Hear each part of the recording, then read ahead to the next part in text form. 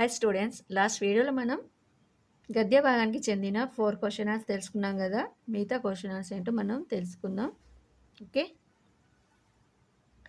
లేఖక్ को గోదావరి के दर्शन की अनुभूति कैसी रही? లేఖక్ అంటే రచయితకు గోదావరికి దర్శనం యొక్క అనుభూతి ఎలా ఉంది అని అడుగుతున్నారు.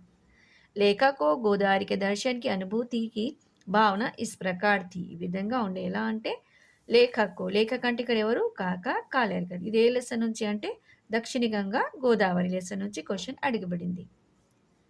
గోదావరికి షాన్ షౌకత్ కుచ్ నిరారీ లగ్నే లగి. అది చూడడానికి చాలా అందంగా కనిపించిందంట. బీచ్ బీచ్ మే ఛోటే తాలాబ్. తాలాబ్ అంటే చెరువులు అన్నట్టు. తను చెన్నై నుంచి రాజమండ్రి బయలుదేరుతారు కదా. తను చూసిన అనుభూతులను ఇవన్నీ ఇక్కడ వివరించారు. మధ్య మధ్యలో చోట చోట చిన్న చిన్న చెరువులు, కహీ కహీ చంచల్ కమలోంకే బీచ్, కహీ కహీ చంచల్ కమలోంకే బీచ్, అక్కడక్కడ తామర చెట్లలో బీచ్ మే వాటిలో ఖామోష్ కాముగా నిలబడి ఉన్న బగులే అంటే కొంగలు దేకర్ మన్ మచ్చల్ని వాటి చూసిన మనసు చాలా ఆనంద పడింది అని అంటున్నారు. पहाड़ी पर कुछ उतरे हुए धौले धौले बादल तो बिल्कुल मुनि ऋषियों मुनियों जैसे लगते हैं.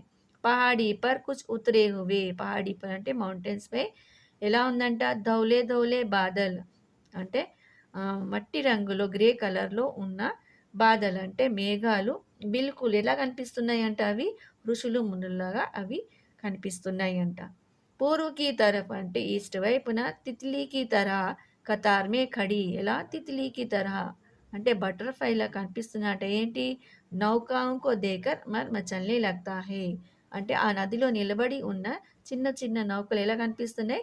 తితిలీలా అంటే బటర్ఫ్లైలా కనిపిస్తున్నాయి. అవి చూసి కూడా నా మనసు చాలా ఆనందపడింది అంటున్నారు. ఆర్ ఖుషీకి సీమా నహీ రహీ. ఇవన్నీ చూస్తూ ఉండగా నా మనసుకు ఆనందానికి హద్దే అనేది లేకుండా పోయిందని లేఖక్ కాకా కాలేర్కర్ చాలా అందంగా వివరించారు తన యాత్ర గురించి. ఓకే. ఈ లెసన్ సంబంధించిన తెలుగు ఎక్స్ప్లెనేషన్ నా ఛానల్లో ఉంది. ఒకసారి వెళ్ళి చూడండి, లైక్ మరియు షేర్ కూడా చేయండి. ఓకే. నెక్స్ట్ క్వశ్చన్ చూద్దాం. जल स्रोतों के रख रखावे के बारे में आपका क्या सुझाव है? జల్ స్రోతంకి అంటే సోర్సెస్ అన్నట్టు, రక్ రఖావ్కే బారే మే వాటి గురించి ఆప్కా క్యా సుజావ్ మీరు ఏం సజెస్ట్ చేయగలరు అని అడుగుతున్నారు. జల్ స్రోతం కే రఖరఖావ్ కే బారే మే హమ్ యహ్ సుజావ్ దేనా చాహతే హై కి మేము ఇలాంటి అంటే సోర్సెస్ గురించి, వాటర్ సోర్సెస్ గురించి మేము ఈ సుజావ్ ఐడియా ఇవ్వదలుచుకున్నాం. ఎలాంటి అంట? నదియోం కే పానీకో దూషిత్ నా రఖే. నదుల యొక్క పానీ అంటే నీటిని దూషిత అంటే కలుషితం చేయకూడదు. जल स्रोत की नियमित सफाई की व्यवस्था सुनिश्चित की जानी चाहिए. సునిశ్చిత్ కి జానీ చాహియే అంటే అంటే వాళ్ళ సోర్స్లను నియమిత సఫాయికి ఎల్లప్పుడూ వాటిని శుభ్రపరుస్తూ ఉండాలి అని చెప్తున్నారు. यदि नदियों और तालाबों के पास पशुओं की सफाई तथा बर्तन व कपड़े धोने की परंपरा हो तो नदियों से दूर अलग से సోక్తా బనానా చాహియే. ఇంకేమంటున్నారు? చాలామంది నదుల దగ్గర బట్టలు ఉతకడం అలాంటివన్నీ చేస్తూ ఉంటారు కదా. అలాంటివేమీ చేయకూడదు. నదియో ఆర్ తాలాబోం కే పాస్ అంటే చెరువుల దగ్గర కానీ నదుల దగ్గర కానీ పశువుకి సఫాయి అంటే పశువులను శుభ్రపరచడము, బర్తన్ అంటే గిన్నెలు అలాంటివి కానీ, కప్పడే ఇంకా బట్టలు ధోనేకి ఇవన్నీ కడగడం అలాంటి పనులు ఇక్కడ చేయకూడదు. అవి ఎలా చేయాలి? నదియోసే దూర్ అంటే నదులకు చెరువులకు దూరంగా అలగ్సే సోక్తా బనానా చాయి. ఇలా చేసడానికి వేరుగా ఏర్పరచుకొని ఒక ప్రదేశాన్ని ఏర్పరచుకొని అక్కడ ఇవన్నీ చేయాలి. కానీ నదుల నీటిలో ఇవన్నీ కలుషితం చేయకూడదు అని అంటున్నారు. जल स्रोत में नियमित रूप से कीटाणुनाशक दवाइयों का छिड़काव करना चाहिए. ఇంకా సోర్సెస్లో ఇంకేమంటున్నారు అంటే నియమిత రోజులే తప్పకుండా టైమింగ్లో कीटाणुनाशक దవాయి అంటే బ్యాక్టీరియాని చంపే దవాయి యొక్క మెడిసిన్స్ని నీళ్ళలో వేయాలి, కలపాలి అని అంటున్నారు. हमें शहरों की गंदगी तथा कल कारखानों के कचरे को नदियों में गिरने से रोकना चाहिए. ఇంకేమంటున్నారు? షహరోంకే సిటీలలో ఉన్న గందగి అంటే చెత్త చెదారాన్ని, కల్ కార్ఖాను అంటే కార్ఖానాని, ఇండస్ట్రీ యొక్క కచరా అంటే వాటి గార్బేజ్ను ఏం చేయాలి? నదులలో వేయకూడదు. ఇలా వేయకుండా మనము చూడాలి, ఆపాలి అని చెప్తున్నారు. ఇవి దీనికి సంబంధించిన సుజావ్ అన్నట్టు. ఓకే. అంటే నీటిని శుభ్రపరచడానికి మనం ఇవన్నీ పాటిస్తేనే అప్పుడు నీళ్ళు అనేది శుభ్రంగా ఉంటాయని ఇక్కడ ఈ విధంగా తెలియజేశారు. మనం ఏవి వాటిని ఫాలో అవ్వాలో ఈ విషయాలు ఇక్కడ తెలియజేశారు. ఇవన్నీ మనం ఫాలో అవుతే నీరనేది శుభ్రంగా ఉంటాయి నదుల యొక్క నీళ్ళు. ఓకే. నెక్స్ట్ క్వెషన్ చూద్దాం. నెక్స్ట్ క్వెషన్, ఈద్ కే దిన్ కా చిత్రన్ అప్నే శబ్దో మే కీజియే. ఈద్ కే దిన్ కా అంటే పండుగ రోజు, ఆ రోజు వాతావరణం ఎలా ఉందో దానిని మన శబ్దాల్లో రాయమంటున్నారు. ఓకే. ఈద్ అంటే ఏ లెసన్ నుంచి? ఈద్‌గా నుంచి ఇవ్వబడింది క్వెషన్ అన్నట్టు. ఈద్ ముసల్మానోं का పవిత్ర త్యోహార్ హై. త్యోహార్ అంటే పండుగ అన్నట్టు. ఎవరిది? ముసల్మానోं का ముస్లిమ్స్ యొక్క పవిత్రమైన ఫెస్టివల్ అన్నట్టు. अनेक कठिन नियमों का पालन करके मुसलमान लोग रमज़ान महीने भर 30 రోజే रखते हैं. అనేక కఠిన్ నియమోं చాలా కఠినమైన నియమాలను పాలన కరికే పాటిస్తూ ముసల్మాన్లు ముస్లింలు రంజాన్ మహీనే మే రంజాన్ నెలలో భర్ 30 రోజే నెలలో 30 అంటే 30 రోజులంటే ఫాస్టింగ్ ఉంటారు. ఆజ్ ఈద్ ఆయి హై. ఆజ్ క్యా ఆయి హై? ఈద్ ఆయి అంటే ఫెస్టివల్ ఉన్నారు. ఫెస్టివల్ రోజు అన్నట్టు. आज का सूर्योदय बहुत मनोहर और సుఖదాయి హై. ఈరోజు సూర్యోదయం ఎలా ఉందంట? బహుత్ మనోహరంగా और సుఖదాయి చాలా సుఖాన్ని కల్పిస్తుంది.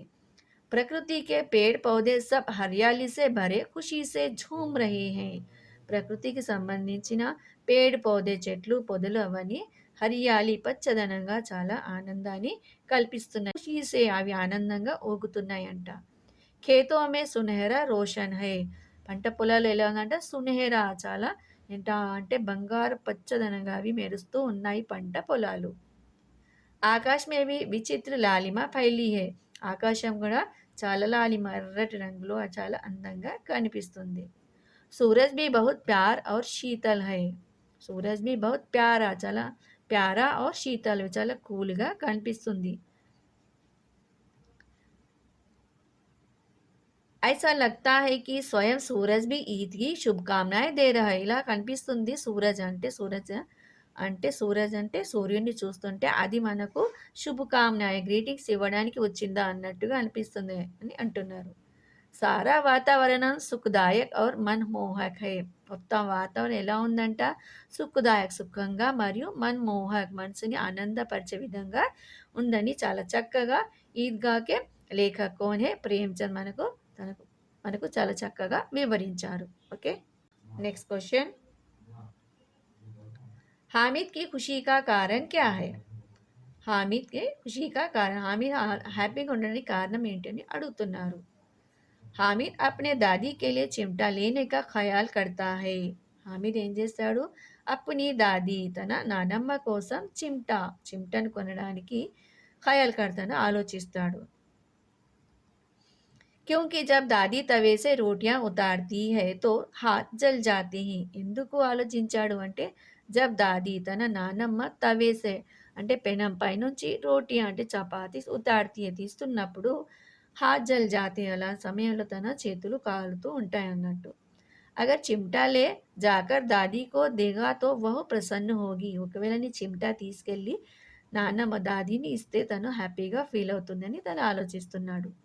హజారో దువాయే దేతీ రహింగి. నాకు కొన్ని వేలలో దువాయ్ అంటే ఆశీర్వాదం కూడా ఇస్తుంది. ఉన్కే హాత్ కభీ నహీ జలెంగే. ఇప్పుడు తన చేతులు అనేవి కాలవు. ఫిర్ పడోస్ కి ఔరతోం కో దిఖాయేగి.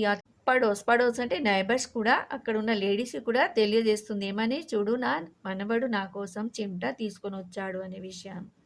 सारे गांव में चर्चा होने लगे कि हामिद कितना अच्छा लड़का है.